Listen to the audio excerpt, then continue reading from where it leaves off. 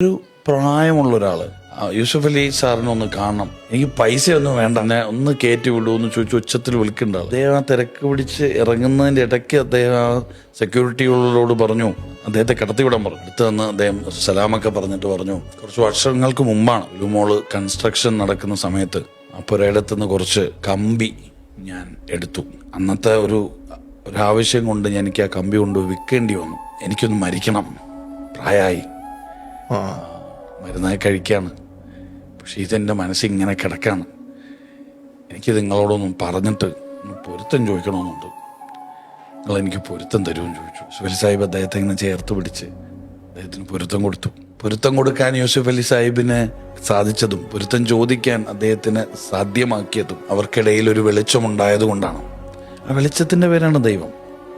ആരും കാണാതെ ആരും അറിയാതെ മരിച്ചു പോകേണ്ട ഒരു മനുഷ്യൻ, ഒരു ലോകം അറിയപ്പെടുന്ന ഒരു മനുഷ്യന്റെ മുന്നിൽ വന്ന് പറയണം അദ്ദേഹത്തിന് ഒരു 2 കമ്പിയോ 3 കമ്പിയോ പോയത് അദ്ദേഹം അറിയാൻ പോകുന്നില്ല. പക്ഷെ അദ്ദേഹത്തോട് വന്ന് ചോദിക്കുകയാണ് പൊരുത്തം തരുമെന്ന്. ആ അദ്ദേഹം ചേർത്ത് പിടിച്ചിട്ട് ഞാൻ പൊരുത്തപ്പെട്ടു എന്ന് പറഞ്ഞ് വിശുദ്ധ ഖുർആനിലെ കുറച്ച് വചനങ്ങൾ പറഞ്ഞു കൊടുക്കുകയാണ്. ഒരാളെ നമ്മൾ അറിഞ്ഞോ അറിയാതെയോ വേദനിപ്പിച്ചിട്ടുണ്ടെങ്കിൽ ആ വേദനയുടെ ഇന്റൻസിറ്റി അല്ല അവിടെ വിഷയം. അതെല്ലാം കണ്ടുകൊണ്ട് ഒരാൾ എൻ്റെ മുകളിൽ ഉണ്ട് എന്നുള്ളൊരു വിഷയം, അത് വലിയ വിഷയമാണ്.